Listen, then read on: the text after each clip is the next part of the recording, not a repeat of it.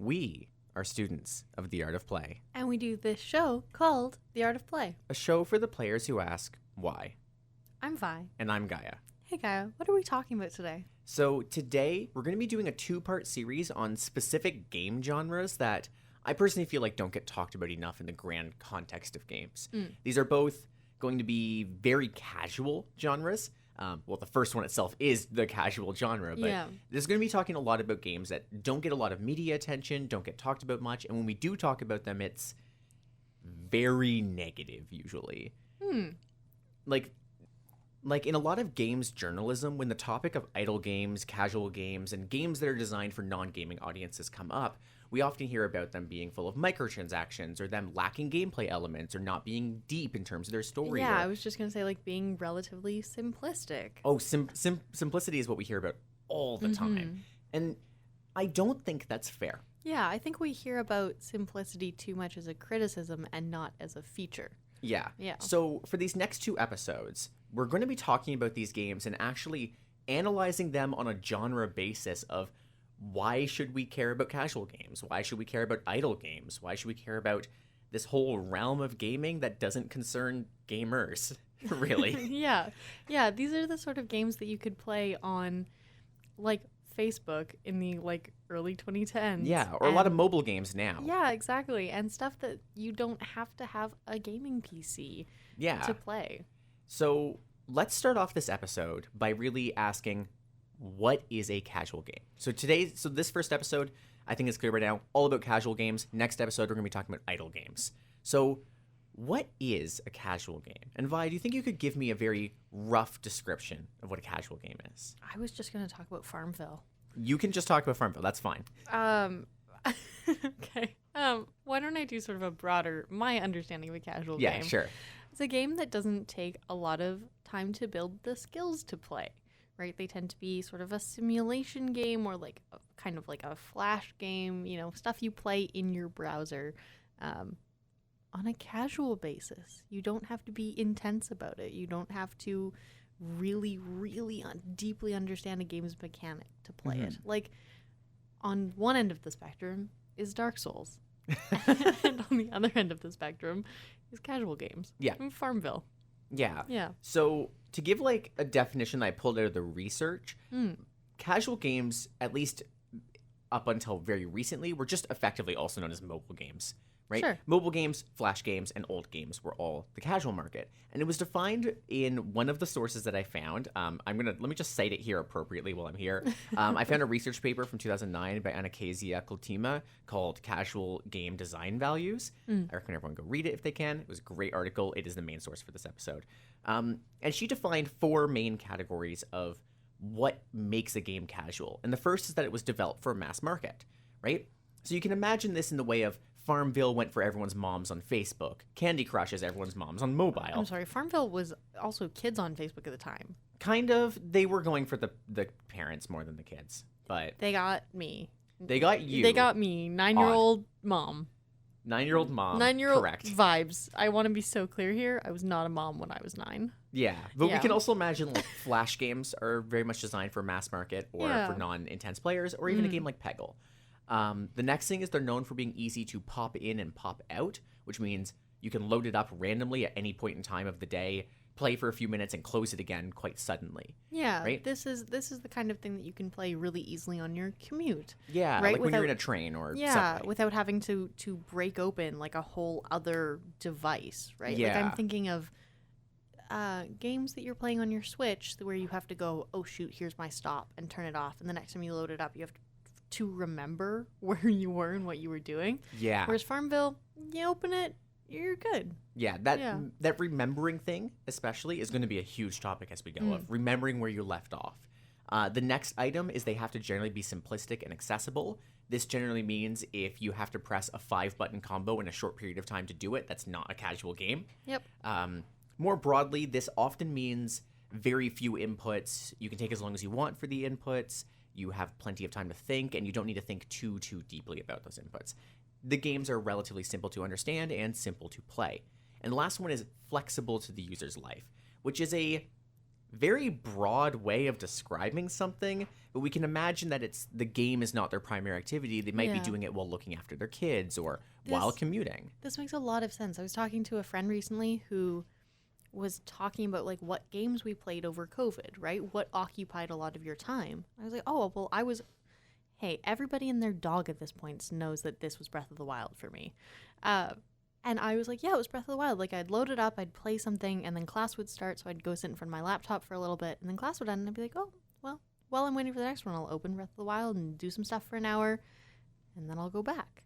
So I was mainly doing the game. Life just seemed to be the in-between bits before I could get back to playing it. Yeah. And I think casual games are the flip side of that, Yeah. right? They're the things you do in between while Like you're life sort of events. waiting for life to happen. Yeah, that's exactly it.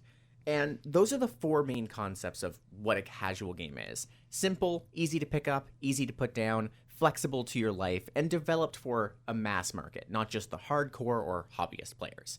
Now, I need to steal a line from Extra Credits here. I know we reference them in every episode we do, but they had an important thing to say about this that I want to summarize, which is the idea of separating casual and hardcore games is often not a good decision.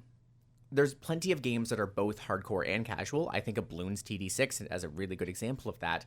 And casual games can often use the design principles that we take from more hardcore games, and hardcore games can learn a lot from the casual game scene. Separating them makes it possible to talk about them as independent ideas that we can bring back together later. So for educational purposes, this separation is beneficial. Yeah, But- it saves us from talking about specific games and then having to compare little things from each game and be able to talk about them wholesale as separate things. Yeah. Yeah. But when it comes to overall discussions of this, identifying casual as a genre with a series of philosophies Yeah. is about the largest degree of separation you should go for. Yeah, They're is still games. Yeah, this is a little bit like a hardcover book versus like a paperback book. It's like they're still basically the same. Yeah. But we've coded them differently. Yeah. And Yeah. this makes it easy for us to discuss. But again, if you're talking about games in real life, casual is a genre. This isn't a separate thing. So yeah, traditionally, and I'm just going to read directly from my notes for this because I can't remember what I wrote here. Casual design included assuming the player didn't have time and didn't want depth to play intense games. They didn't want the very deep, long-term, strategic kind of gameplay. If you remember all the way back to our depth versus complexity episode, it was generally believed that just wasn't true for casual games. Just that whole episode didn't apply. Sure. That's also not true, and it's something I want to avoid in this episode, that it pushes the wrong idea of that casual core split that we were just talking about.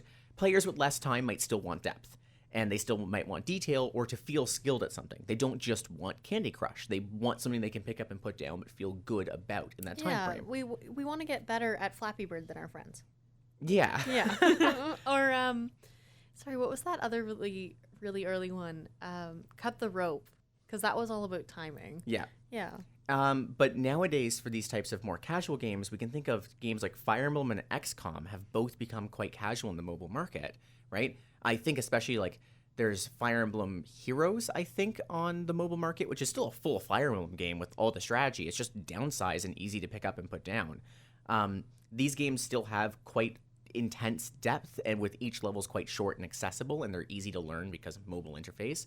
But they're still deep, like important games that have real story that you can really focus on and real skill that you can build up in playing these games. Right. I think word games kind of also fit here, where you they definitely do. definitely do develop, skill within learning them, right? So it's not to say that if you're playing a word game on your iPad on the airplane, that you're not playing a game that has both depth and complexity. Yeah. Yeah. So basically what we're saying is when we say these games are simple, we don't mean these games are lacking. We mean more that they are accessible. Yes, we mean that they are easy to understand initially. Yeah. They could have lots of depth, but the ability for you to sit down and play is important. This is kind of like how a game like chess can be very casual for people as well, Yeah, and it's pretty easy to pick up and put down. I think this is also something that's like, it's easy to look at a video of somebody.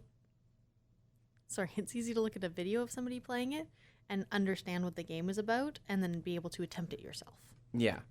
So this kind of leads us into the next major question of this episode, and that's why should we care about casual games? So I picked up a few stats from the same source from back in 2009 that I think really illustrate why talking about casual games is important. Let's look at this from purely a game design, like market share, earning money standpoint. Casual games, capitalism. casual games back in 2009 were a very rapidly growing field. In 2009, they experienced 20% growth in the size of their player base. That's huge growth. Yep. Most of the best-selling and highest-grossing games on the market right now are quite casual games. If you go look at the App Store and sort by top grossing, you will see all of them. Minecraft is pretty much the only non-strictly casual game in the top 10 grossing list.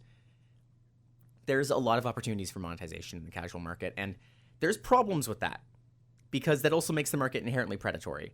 But again, that's something that we can talk about. But it's a growing field, and it's something that we need to pay attention to because if we don't, it's going to be growing on its own, and we're going to lose out on a lot of lessons that we could gain from it, right? There's also the fact that we've talked a lot about how, or we've talked, I guess, a bit up to this point, that casual games are generally more accessible. They're simple. People who don't usually play games can play them. You mentioned that the casual games are aimed at a young audience, and I mentioned they're aimed at an old audience, and that's true. Both of those are true. So casual games gives us the chance to introduce the realm of gaming to people who wouldn't otherwise play games. And this could really give them an opportunity to experience a whole new medium of entertainment and interaction, right? It's kind of important to get more people to play games, right? I can draw a pretty good parallel on this on how D&D and tabletop RPGs have boomed in recent years, and that's been broadly beneficial for the community as a whole, right? Yeah. With more people playing, we get more content and more things to enjoy, and we get, Baldur's Gate 3. Yeah, the more people like something, the more people are involved, the better something is. Yeah. I think this is true. I've been thinking about, hey, climate change and politics, but I still think it's true about everything, right? The more people who are involved and deeply invested and interested in a solution or just a thing like a game, the better that thing is going to be. Yeah, no, exactly. And there's also the fact that casual games, like the features that we find in casual games, are a really good basis for more complex game development.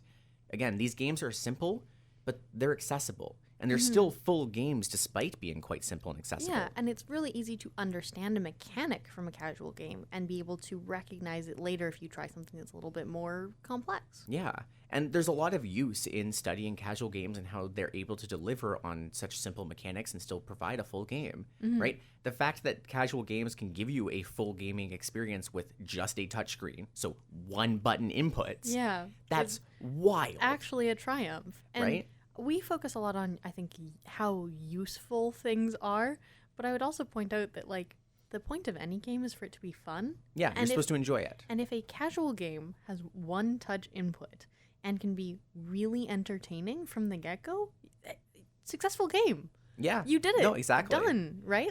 I'm thinking about the kinds of games that you play on, napkins while you're waiting for food at restaurants.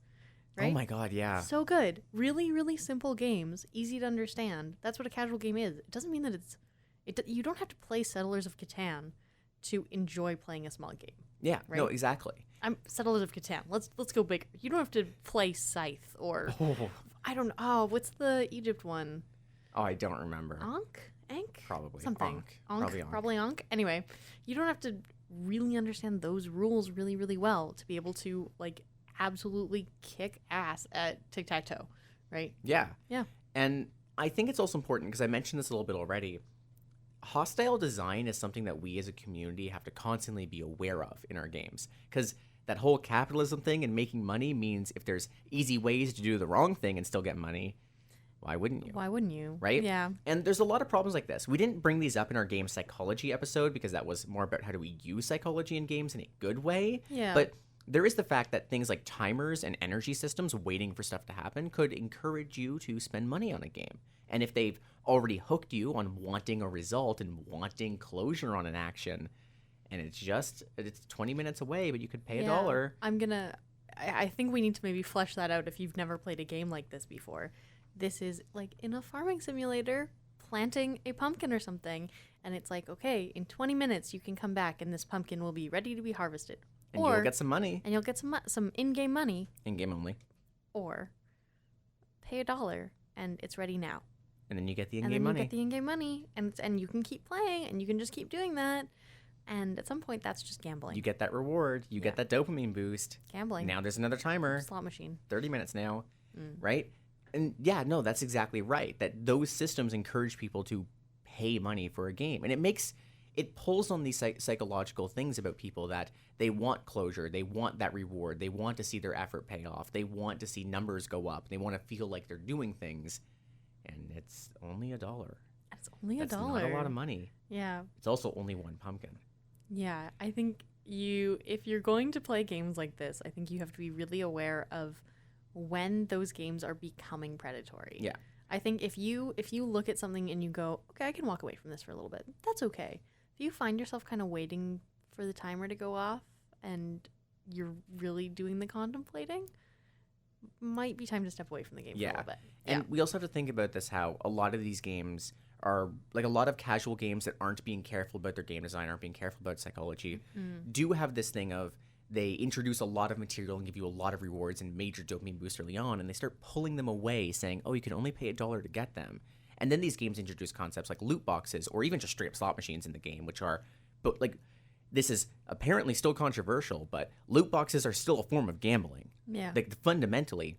And then they market these games towards children, people who generally have less impulse control and less ability to analyze the situation. Yeah, a little bit like different cognition in being able to understand when a system is taking advantage of them. Yeah, and these games are often free and very easy to access, and, they're advertised with big, bright colors. So it's important for us to recognize these casual games because they're so accessible that now they're abusable. Yeah. So we as a community, as much as we need to talk about casual games from the perspective of this is a real genre we should care about, it's also, this is something that can be harmful. Yes, just as any other game can be, right? I want to be careful that we're not making a statement here that casual games are the only place where in-game monetization they're the most happens. accessible. The most accessible, and a place where you see this pretty often and easily. But this also happens in other games. Yeah. And this is actually something that people were saying when casual games first started implementing these systems, that, in 10 years, all of our hardcore games are going to be doing it too because it's easy money. And now you go open up games like CSGO and TF2 or Overwatch or anything EA makes, apparently. And there's loot boxes and skins. Like, Extra Credits did a great video on this in a way that we'll never be able to cover, that Fortnite has made it so they've monetized advertising in such a way that you buy skins of your favorite characters. Like, oh, I love Star Wars, I'm going to buy the Darth Vader skin in Fortnite. It's only $20, and that's free advertising for the company. You're paying them to advertise on your screen. It's the Disney thing. Right? Yeah. But you have that nostalgia for your favorite character, and then when someone asks, okay, so what's Fortnite about? It's like playing as silly characters and shooting people in a silly world, and everyone's like, so what's the point? And there isn't one. And you're just having fun with it. Yeah, advertising other people's brands. And then add to that, oh, and how much did you pay for the game? Well, the base game is this, and then I paid a bunch of this for other stuff. It's like, why? If the game is about being a silly character and doing silly stuff, then why did you need $20 for that? And we're seeing a lot of these hostile things that started in the casual market are entering into the non-casual game scene. And everyone said this was going to happen,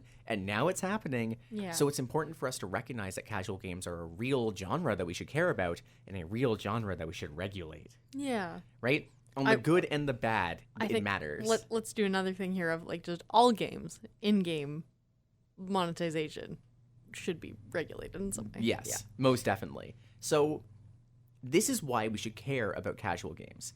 The next question is, okay, so how are casual games built? So this is going to be the bulk of the remainder of the episode. We're like, here's some casual games. Here's how we designed them. Here's how these features work. Here's why they work. And here's why we should think about them and incorporating them in our more hardcore, quote-unquote, games, or the core games, as they're often referred to.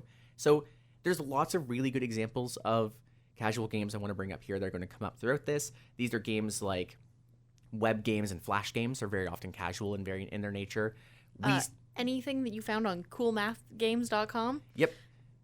Anything on Newgrounds? Yeah. You'd also then have Wii Sports and Wii Fit are both really good examples of casual fitness games. Anything on the early iPhone, like anything you played on an iPhone 3 or 4? Yep. Mobile games in general. Mobile games in general. Anything on the Nintendo DS. pretty much. Not all of the games, but most of the games on the Oh, DS yeah. are casual. Okay, fair enough. Yep. Right? Except for like Pokemon. Yeah, Nintendogs. Yeah. Cooking Mama as well is a really good example. Yeah, I'm sorry. I'm just now remembering any game that I had like on my iPad as a like middle schooler. Like any cooking game, Plants vs. Zombies, Plants vs. Zombies 2. Oh my god, yeah. What a good game. But also games like Tetris Yeah. are quite casual, and Solitaire or Snake. Yeah. Those are probably, I'd say Snake is as casual as it gets. Oh my goodness, Fruit Ninja. Oh my gosh, yeah, Fruit Ninja. Fruit Ninja. What a good game.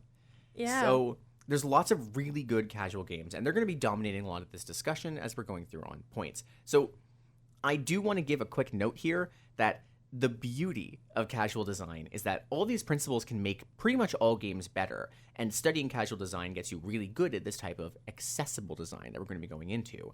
Knowing when you should defy these designs or when you should use them is how you make better games. So the first question that we should ask when designing these casual games is, what are the key differences that we need to design for? Because when you're designing, you have to ask, okay, who are we designing for? Yeah. What are we designing for? It's the basic. Who's your audience? Yeah. Yeah. And the original goal of casual games, identified by, again, the same source, Kultima. Wonderful article, by the way. It's like Wicked. it's like 12 pages of just pure bliss for reading it for this show. But she identified that we're primarily designing casual games for new user groups, people who don't usually play games. Right. She actually particularly pointed out women over the age of 30 Yeah. was the target audience. That makes a lot of sense to me. Yep. And Yeah. again, what was it? What was the candy game? Candy Crush? Candy Crush? Yep. Yeah. That's the pure example of that. Okay. As well as those who want to use games as a secondary activity, more like how we use television. Like we assume they can close the game at any time, right? So kind of focusing on those. For new groups, we have to deal with the fact that they have different motives and driving forces. They'll have different skill levels, game literacy, equipment to play games. They might not own a Nintendo Wii or a DS. Yeah. They don't own a particular thing. They might not even have that good Yeah. of a phone. Yeah. Right? They might still use flip phones. They might have different resources. They People might who be- can't afford games. They might be traveling and have a different phone than they normally do. Yeah, Yeah. Exactly. Right? They might even have different belief systems. They might follow completely different cultural practices or religions than Sure. the audience that you're designing in. They might not be from Japan, the United States, or Germany, the three big places that make games. Yeah. Right? Right? And there might be new obstacles that end their play sessions. These could be parents, people who have to look after kids and have to be Yeah. pulled away from their stuff. Or they might be just be on a lunch break. Right? Or if you're using it as a secondary activity, your primary activity takes precedence for a second. Yeah. Yeah. And when designing for games, we often think about the fact, okay, everyone who plays this game has this type of equipment. They have an Xbox, and they have a controller, and they have a headset. Yeah. You can't assume that with audiences that have never played games. Yeah, They have and- not paid $1,000 to build their gaming setup Oh, yet. of course. And we've talked about, when things are built for particular consoles, you make those assumptions, right? Yeah. Hey, we're building a game to put it on Steam. That means it's probably going to be accessible by people who either have like a Steam Deck, right, which is built to play games like that, or they have a PC or a way to access Or a at Steam least library. a laptop that can play The Sims. Yeah, right? Right? Like that's what they're doing. Or they have like something that is specific, like a console of some sort. Yeah. Yeah. But in the casual market, Who knows, man? who knows what they have? It's my iPod Nano and me against the world. You can't even assume that they have a room that is good for playing games in. Yeah. They might be lying in bed playing the game. I'm They, using- they might be sharing the room with other people. Yeah. Does it have to rely on sound? Because I only have one busted like headphone that came with my phone, and only one of them works. Yeah. Yeah. Right? You can't predict the audience anymore. And let's talk about that secondary nature thing, right? It's not enough for the game to be universal, easy, and boring, right? Like, Yeah. you can't tailor to a group, but fitting the game to changing situations and to blend in with their context is really the big focus here. Yeah, I want to compare this to books again, of just like, yeah, you can have a book that's all of these things, but also sucks. And Yeah. don't do that. Yeah. The whole point of a game is that it's fun. Yeah, Yeah. it's like you have to think. Like I want to kind of call to this of think about a lot of puzzle games. How every single puzzle is like 30 seconds to a minute, but there's tons of them and they're all very fun and unique, right? This is what we mean when we're talking about designing for secondary nature or secondary play. It's people can look down at their phone, do a quick level, and then back up to what they're doing, Yeah. and that's it. That's the time that they have. I want to shout out the New York Times mini crossword here. perfect. Oh, Wordle was a good example for this too. Yeah, perfect. Oh, sorry. Now that I'm just thinking about like middle school, four picks one word. Yes. Yeah. Anything that was like, okay, you do it and it's done for the day. Sorry, the New York Times mini crossword, little sousson of a crossword in the middle of my day. Perfect, beautiful. Yeah. Adorable. A lot of these secondary nature games are people who are playing them while sitting down drinking their coffee in the morning. Yeah. They have one hand, coffee in the other. Yep. About 10 minutes before you have to go to work. It's we have a Monday meeting at 9, so I'm sitting here at, 8:55 and people are rolling into the office. Yeah. So what are the principal design features? And we're going to be talking about 4 plus this little list I put in the bottom of here's a bunch of other little things you can do. Here's some other stuff. Let's go into the first major feature. And this is one that I focused on about designing for new audiences, and that's acceptability. So this still comes from the 2009 article, and I don't feel like this is as true now as it was in 2009. Sure. But back then especially, games were known for being deviant. They used excessive violence, sexually explicit language, abuse of substances, etc. Yeah, imagine your, sepia tone first-person shooters. Yeah. Right? Call of Duty, Battlefield. There we go. That's what it's called. Battlefield. Right? But you could also think back then these games were really well known for Grand Theft Auto or Saints Row. Yeah. Both games that were explicit, to say the least. Yeah. Right? Games hadn't broken away from this idea of being for teenage boys. Yes. And additionally, like, if you're looking at things for women over 30, and video games are explicitly and only like Grand Theft Auto, no mom wants to play that. No mom wants to play moms that. Are not sitting. I mean, maybe there are some moms, right? Mm-hmm. No mom wants to sit down with their 14-year-old boy and play a game like that with them. Yeah. No. To very violently act around like the various civilian characters. I'm just now imagining this scenario where like mom is sitting down with her teenage son to be like, let's play Call of Duty together. Like, wild dynamic. Yeah. But that's just not what's happening with these games. Yeah. Right? My mom thought D&D was satanic. Imagine what she'd think of Grand Theft Auto.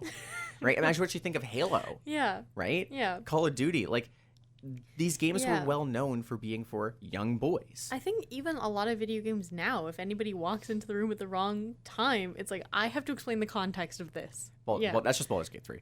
I'm feeling called out, but yes. So the thing is, there's also the issue that how do you make an audience who's like this older new audience who's not invested in these constant fantasy worlds care about zombies or sci-fi?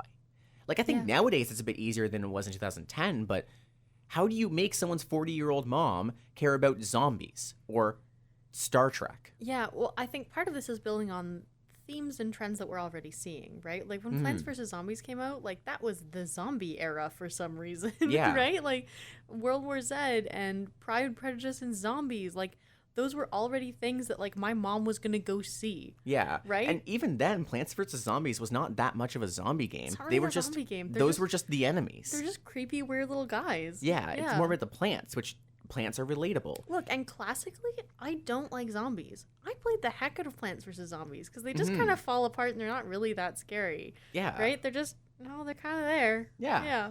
And so casual games have this issue that they need to fit into familiar topics and spaces. They need to avoid this image of zombies, of explicit language, of death and blood and shooting. They have to avoid the first-person shooter trap. Yeah, but not just the first-person shooter trap, but the violence in general. Even within more standard fantasy and sci-fi games. They can't be Dead Space. They can't be Mass Effect. Yeah. Right? They can't be XCOM. Those are all amazing games that are just not available, right?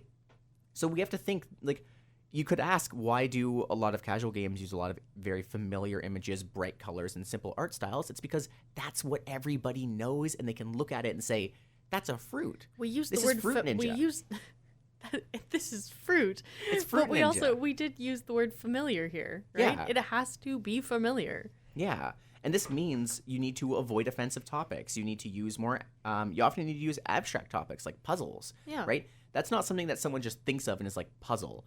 Right? That's an abstract thing that we've put onto a series of experiences that we've had. But that's what you have to take advantage of in your game I want to design. talk about cut the rope. You've got a weird little frog guy who wants to eat a candy.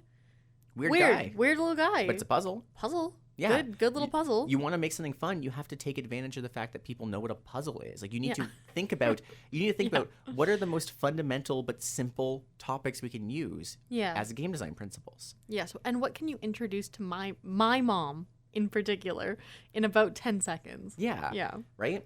And this means, yes, you need to still use the well-established game design principles from all our previous episodes, but you also need to use design principles that don't apply to games usually. Yeah. Right? You need to assume that you have 5 seconds. I think we did an episode once, I don't know if this one ever aired, called The First 5 Minutes.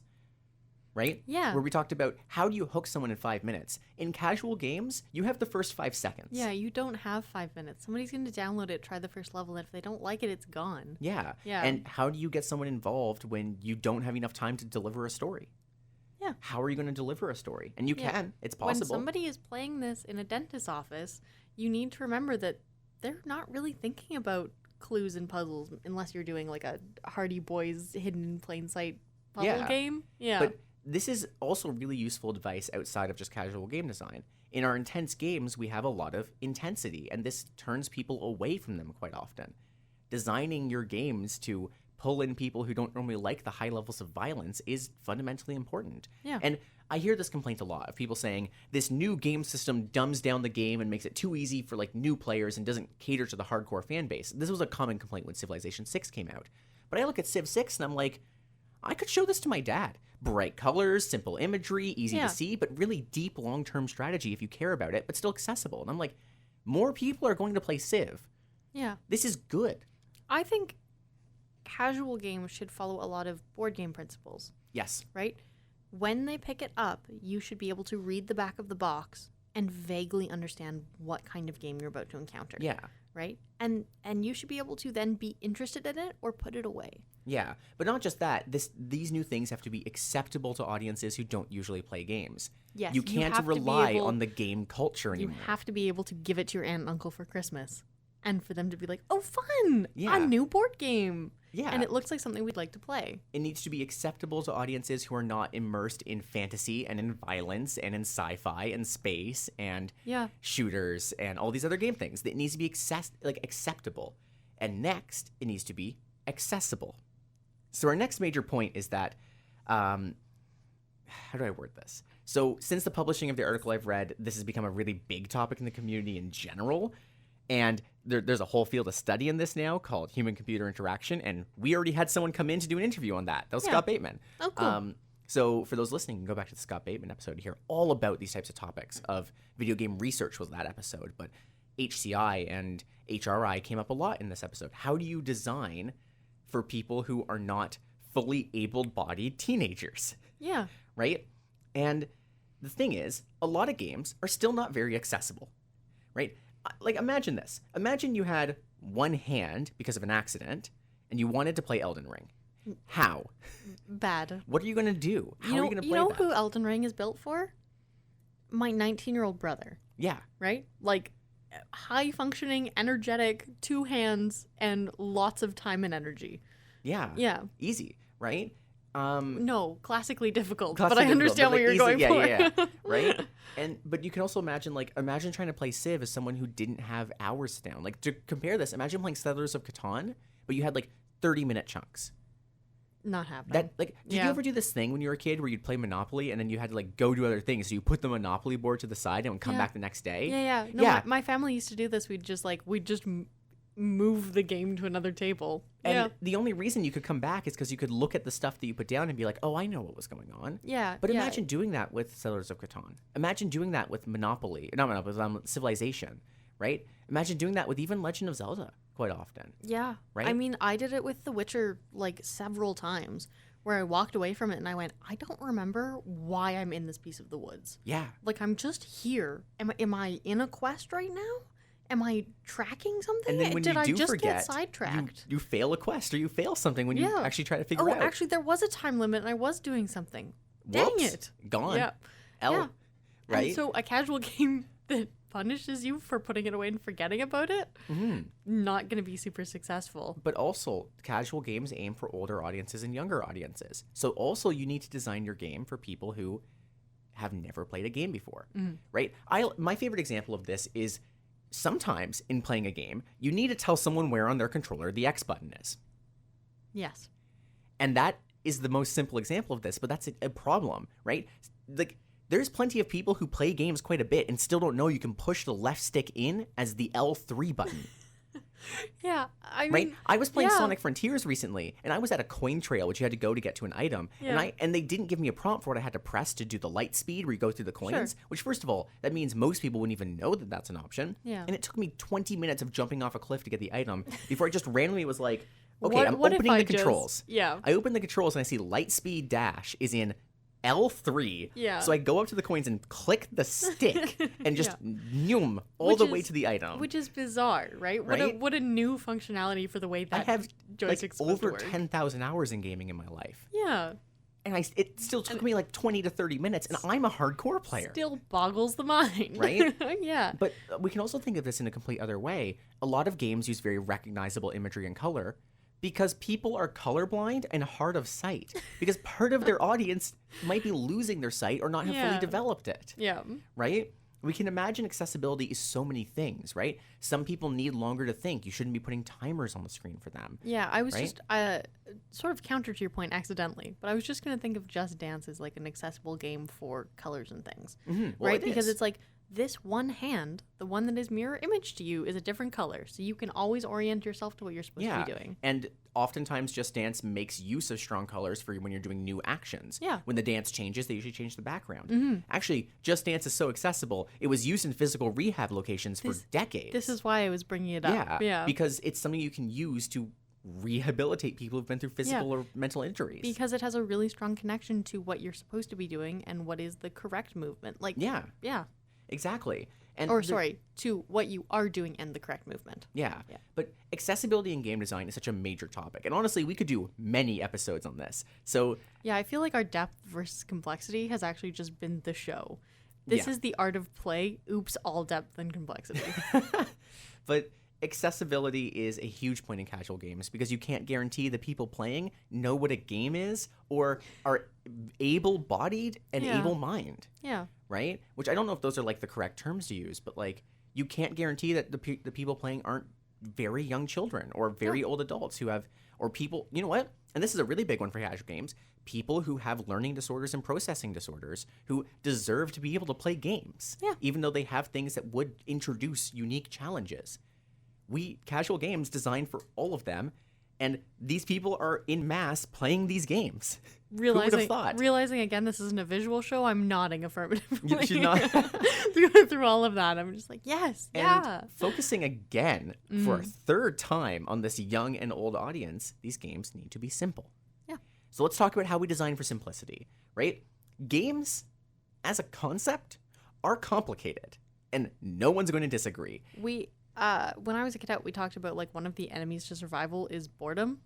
In the unlikely event that you're in a survival scenario, and once you meet your needs, you know, food, water, shelter, the next thing that's going to get you is boredom. And games are the first thing that they teach you how to do. Is like, here's some things you can set up. Put a stick over there. Throw more sticks at it. Right? Like, this is such a basic human need that it... And they don't have to be hard to be rewarding. Yeah. Yeah. Right? So, talking about simplicity, games are complicated. No one's going to disagree on this. A game like Civ could take you dozens of hours to learn. A game like Elden Ring might take you forever to learn. Yes, but my point is they don't have to be. Yeah. And a casual game can and should be simple. Yeah, and that's exactly it. Casual games, I'll use the exact wording I took from the research one. They need to reduce cognitive load. Nice. They shouldn't require you to spend forever learning something, forever like thinking of something. If you're anxious in a doctor's office, you should play a game and it should make you more calm. Yeah. Yeah. Right? The games shouldn't force you to hyper focus to be able to play them, right? Me, like somebody taking their ADHD medication to play a game. Like, that's not what they're for. Yeah. Right? Right? And there's many good ways to design for this. The easiest way to do this is to ask, it's like if you're a designer or you're a player who's thinking about simplicity, what are the minimum number of buttons you need to play this game? Yeah. Phone games have one. A touchscreen that you can touch. So you get One. Yeah. Yeah. You could say that's a locational button, so it's a pretty unique input, but that's still just one input. You can touch, you can hold, and you can slide. Yeah. Well, Three unique actions. It's one input over an interface. Yeah. Yeah. You have 3 actions total. Press, hold, slide. Yeah. That's about it. Maybe press quickly if you want, but that's still Or just maybe one input. 2 thumbs if it's like a little driving game. Yeah, maybe 2 inputs max. Two inputs and that's it. Yeah. Yeah. So like, how many buttons does it take to play the game? And this is a really good question again for going back to people who might have physical impairments, right? Minimizing the number of inputs is actually incredibly useful. Yeah, or right? how do you make your game with a version of it where you only have one input? Yeah. Yeah. Another good question is, how much do you have to do in that game? One of the keystones of a lot of these casual games is if they're not puzzle games, they often have automation. Like Yeah. an action like, oh, when your crops are harvested, this thing that you've bought will now replant some crops for you, right? Yeah. Or what is it? Something that doesn't require you to always open the game that you're playing. Yeah, to or when be you do attentive open to it, you don't have to worry about clicking a billion things because you've expanded so large in the game. You Yeah. now just have regional buttons that handle a whole area, Yeah. right? This makes these games more accessible, which I think we've talked about already, but this is also hits that important point of it makes the games easier to pick up and put down, right? A game that has these timers and these automations and these steps you can take to mean that you need to do less when you load it, but when you load it, you can figure everything out quicker, right? That means it's easier to do what you need to do in a short period of time. It's Yeah. easier for you to access the game. It's more accessible. Yeah. Right? Hey, And it- break down words into their component parts. And this means that it's easier for new audiences, right? People who don't play games as much don't need to be thinking about 1,000 different tasks to play the game, Yeah. right? The game needs to be simple enough for people who don't play games to play. And this kind of goes into our last major design decision, which is flexibility, right?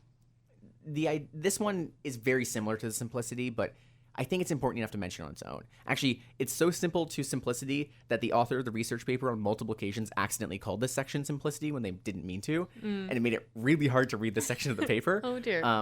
But the games have to be flexible, right? We've talked about how it needs to support the fact that they might be in a bedroom that they share with other people. They might be in their kitchen drinking coffee. So it needs to support the spatial, temporal, and social pervasiveness, right? Think about if you were designing a game that suddenly divulged like TV into a temporary sex scene, and this person's playing the game on a bus. Yeah. That Uncomfortable. would be a problem. Yeah. A very severe problem. You need to know that the game that you're playing is going to be okay in pretty well any situation you're going to be in. Yeah. Yeah. And think about the fact that a lot of shooters, especially in the 2010s period, focused a lot of their regions of their games in the Middle East. Yeah. And now imagine playing one of those games in the Middle East or around people from the Middle East. That's going to inherently just feel bad, Yeah. Right? Not a good call. right? Yeah. It feels like you're targeting a group of people. But if you're playing a game with a little guy who eats some candy, Little green monster. little green monster, oh, there's little green zombies. They're coming to attack my house. I have sunflowers to protect myself. That's pretty applicable to any. I'm not sure where this voice is going, But you get the idea. It's pretty applicable right? to any scenario, right? It's What like- are you doing? I'm playing a game. Imagine trying to find something in Just Dance that is socially unacceptable. Yeah. I'm just thinking this is it, as you develop a game, imagining that at any point a 4-year-old is going to look over your shoulder and go, "What are you doing?" Yeah. Yeah. Like imagine trying to find a game like Tetris to be socially unacceptable. Those are colorful little blocks, and sometimes not even that. And I find them sexual. You have to turn that off. Right? Like, so this social pervasiveness is something that we haven't touched on yet, but it's, Yeah. your game has to, besides the violence discussion earlier, but your game has to be acceptable Yeah. to everyone, right? And understand that the people playing it are going to be around other people. So yeah. it's not just the people playing, it's the people who catch a glimpse, Yeah. and that's it, right? It's you're on a bus and somebody is standing holding the thing on the holding the pole next to you, you know? And what this means in terms of game design is we need to use simple level systems. The levels need to be shorter, they need to be more accessible. They generally means that you need to be able to complete them quite easily with very minimal restarts, right? This means that you need to have different difficulty levels so that people can look away from their game and determine how much time and effort they can put into a level. This means that you need to be able to adjust like the functions of the game so that a person can automate certain sections, or that they can change how they do certain things to fit their availability, or even so far as just being error forgiving. If someone makes a mistake, you make it easy for them to undo that or ask if they're sure first, right? Yep. So if the bus bumps while they're on it, they don't hit a button that ruins the game for them. Yeah, right? this is I looked up to check to see if I'm at my stop and I lost the level I've been working on for the past 4 minutes. Yeah. Yeah, right? not ideal. Yeah, you have to be flexible for the person's environment and time. We've talked about other games, designing for, and more complex games, designing for hours of playtime, right? Like I would say most PC games are designed for like an hour cycle. Yeah, right? at least an hour. Where you play it for an hour chunk and then you kind of hit the next thing. These are very small chunks. Like minute chunks. Minute chunks, even second chunks. Yeah. And that kind of covers the major design elements of casual games. Yeah. And we've hit on quite a few of these. And as a little bit of an exercise, having completed them, I would love to like bring up a game and ask, like, how does this game meet those requirements? And there was kind of a legend in the game design community for this, and that's Wii Sports. Why? I've just been thinking about this for so long. Every time we bring up a new topic, we always end up back at Wii Sports. Is Wii Sports just the central node? It very much is on all of this. It If I just pull Wii Sports, do I just get the rest of gaming following You kind of do. That's funny. It just dissolving gaming into a single substance, and it's just Wii Sports in your pot. Yeah, right? I mean, honestly, here's the thing: it was designed to be a game to show you what the console can do, right? Which was because it had this other motive. It meant that the games were pretty easy to use, and then they ended up just being good because the point of them wasn't to be good. Yeah. The point of them was to show you what the console could do. So. And it was fun. Fun. Let's think back to those 4 game design elements of casual games and ask, how does Wii Sports implement them? So here's a question for you, Vi. How is Wii Sports acceptable?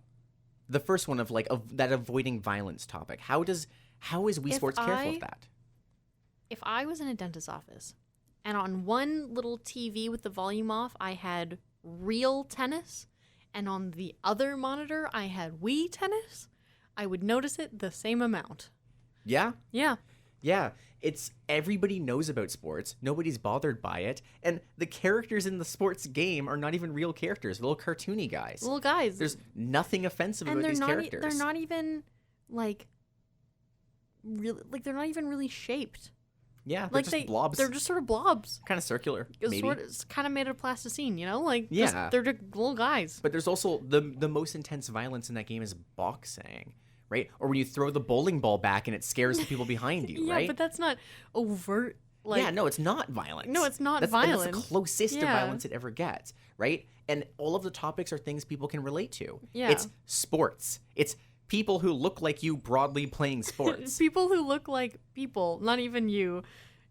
I remember my brother and I made the Mario characters at one point in the why Wii, not? Because you can, and then hey, Mario and Luigi are playing tennis. Yeah, right. So it's very acceptable. It's familiar topics. It's familiar spaces. It doesn't feel like it's for teenage boys, right? It feels like anyone can like this. Yeah. So let's talk about accessibility now. How is Wii Sports accessible? So easy. You pick it up. It's a sport. What do you want? But we could make an argument. Sports are not super accessible. There's tons of people who can't play sports. But you don't need to be doing a full motion. You need to move an arm. Yeah, you can sit on the couch and do this.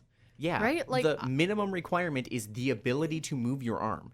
You can play Just Dance sitting down on the couch.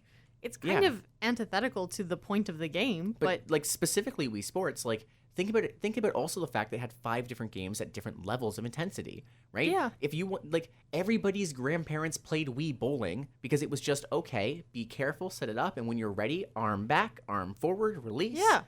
That's it. Yeah. It's the simplest motion where you just needed that ability to move your arm and to release your grip, right? Sure, there's probably people who are unable to do that, but this is about as accessible a sports game can get. Yeah. Right? So it's easy for anybody, children, older individuals, those who have impairments, to play this. Again, games like this are used in rehab facilities for people who've undergone very traumatic physical events, Yeah. right? So how about simplicity? Well, we've already talked about how all of the characters are just little blobby guys. Little blobby guys. But even the sports games themselves are pretty non-detailed. I mean, it was Yeah. the Wii. The Wii didn't have that much visual capabilities. But even then, it was very simple fields, very simple audiences, very simple designs, very and cartoony. I think part of it was that it wasn't overwhelming, right? It wasn't Oh, like, yeah. oh, we've got a whole huge field of people, and you should be worried about all these little things that you have to do in the game. Like, no, you're just playing baseball. Yep. You're playing bowling and you just have a lane, and if you look to your side, every now and then another ball goes down. Yeah. And if you throw the ball behind you, you can see a couple of the other Miis you may just kind of like, oh, Ooh. Yeah. right? It's incredibly simplistic. And the amount of things you need to focus on is the one task you're doing. Yeah. Right? I think the hardest one to focus on is tennis, and and maybe the baseball, because you need to follow a ball. Yeah, and the most intense one is maybe boxing, because you just beat up a guy for a little bit. Yeah. Right? Maybe golf is a little bit because you need to like get the angle, but that's not very intense. It's more just like Yeah, focus for a second. Yeah, it's just like focus for a second, because the thing about any of the Wii Sports game is if you put down the controller without pausing the game, which I know you've seen me do and causes you deep anxiety. Oh my gosh. I did this on Baldur's Gate the other day. I was just like, Baldur's whatever. Gate's very friendly for that. Yeah, Though. but you can put it down and walk away and it doesn't matter. Unless when putting it down, you swing the controller, which L.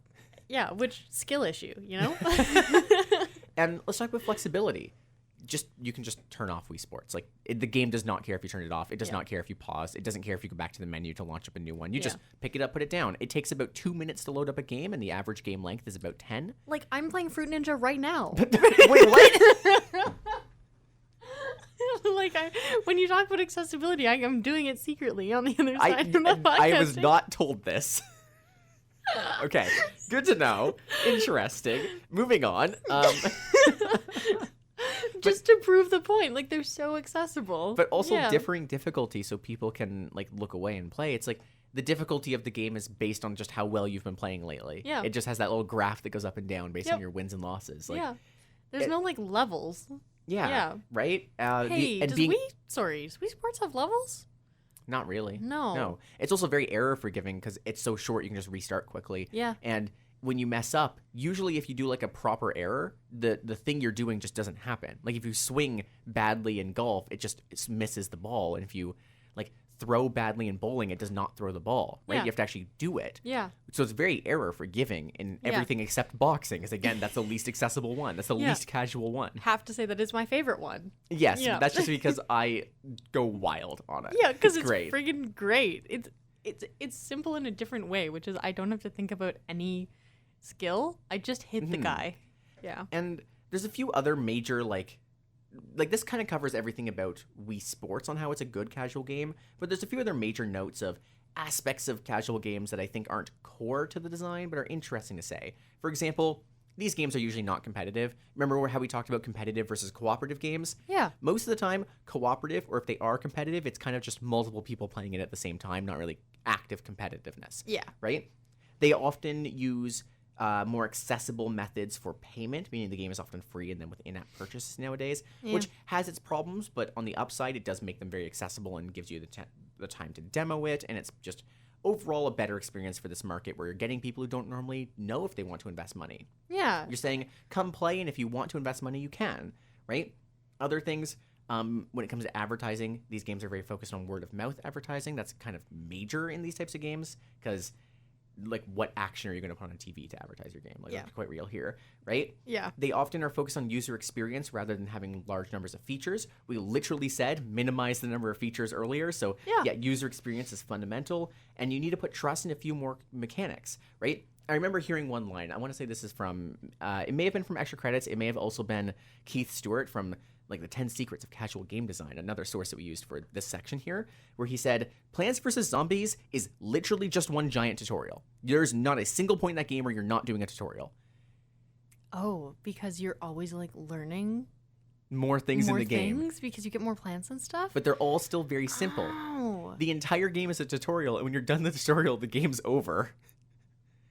Wow. Wow. Yeah, I hadn't even thought of that. Yeah, the That whole is game is very just true. a tutorial. It's very accessible and flexible because Yeah. the game is constantly teaching you and reminding you. And the thing is like if you stepped away from that game for a really long time, you could come back and be reminded of You're gonna get a tutorial. You're gonna get a tutorial. And what a you can good ignore game. the tutorials, but they're still Yeah. there.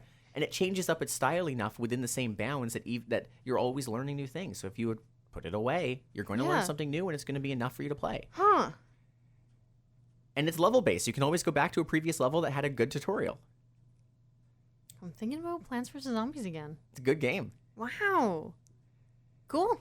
And that's pretty much everything we had on casual games. Yeah. Right? Casual games are weird in their way that they're designed and organized, but these more big professional game markets can learn a lot from this. Games like Baldur's Gate are easier to pick up and put down. Games like Portal are more accessible in their design design decisions. Yes. Right? A lot of games I played now, games like Sonic, I picked up Sonic Frontiers recently, are very big on giving appropriate tutorials and reminding people how to play and giving them chances to learn more. They just pull the tutorials into loading screens. Yeah. Because They're there. that just makes sense. Yeah. Right? The Yeah, loading screen is a chance for you to practice game features, which is so useful. And also such a good way to kill time during a loading so screen. good. Yeah, Right? one of the things I love is when a loading screen has tips. I'm like, oh, I didn't know that. Or Yeah. like when you start the game and you're like, I wonder if that'll be applicable later. And you It see the always same is. you see the same tip a little bit later. You're like, right. Right. Spellcasters are more effective using their spells than with a melee weapon. But that's pretty much everything we had on casual games. So we're a little bit low on time, but anything else you want to say, Vi, before we head out? I downloaded Plants vs Zombies. But That's you it. should have downloaded Cookie Clicker for our next episode. So make sure you tune in next Oh. time, because next we're going to be talking about idle games. Yeah. So thank you so much for listening. I've been Gaia, I've been Vi. and we'll see you next time. Bye. And that's it for today's episode. But what if you wanted to listen to more? Well, our new episodes come out every Thursday at 9 p.m. Atlantic, and there are 3 different ways that you can listen. If you're in the Fredericton area of New Brunswick, Canada, you can listen live on CHSR 97.9 FM through any of your radio services. If you're not in this region or you prefer using the internet, you can tune in on chsrfm.ca at the same time, 9 p.m. Atlantic.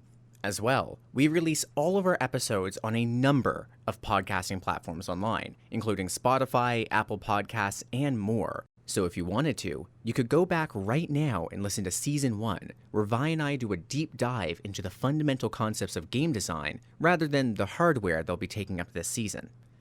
Anyways, thank you for listening, and have a good one.